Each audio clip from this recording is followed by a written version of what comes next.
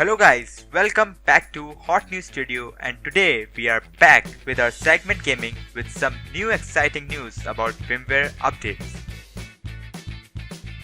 The PlayStation 4 and 5 are receiving a new beta firmware update today, delivering a significant amount of new feature changes to both consoles. Perhaps the biggest new feature is voice control for the PlayStation 5, allowing users to search for and launch games, while that feature isn't coming to the PlayStation 4. Sony's last-gen console is still getting a couple of useful features with this beta.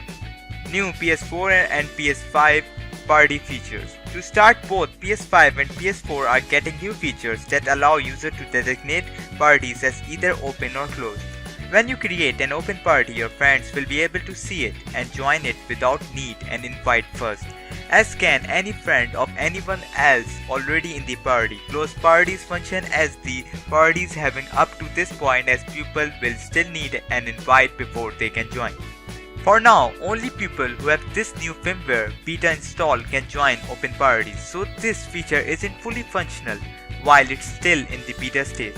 In a post to PlayStation blog, Sony says that if you have the beta installed and want to create a party that those without beta can still join, you will want to create a closed party. A few more key party features have been packed into this beta too. For example, on PS5 you will be able to report participant in a party and identify who was speaking, while share play can be started directly from the voice chat card, which cuts out some steps to broadcasting your gameplay to the other people in your party. On PS4, meanwhile, this beta gives players the ability to adjust the volume of the individual voice chat participants.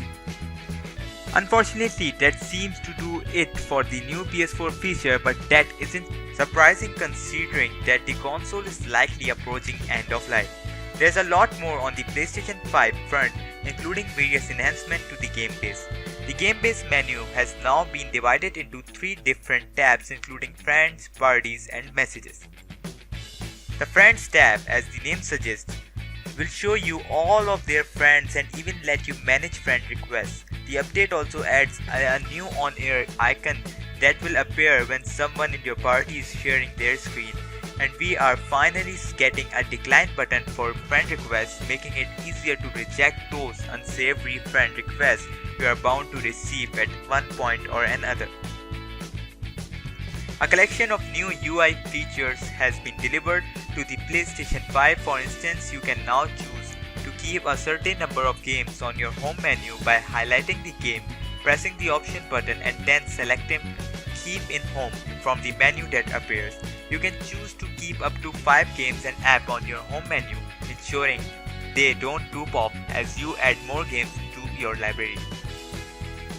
Speaking of the home screen, Sony has upped the number of the games and apps that appears on each one to 14.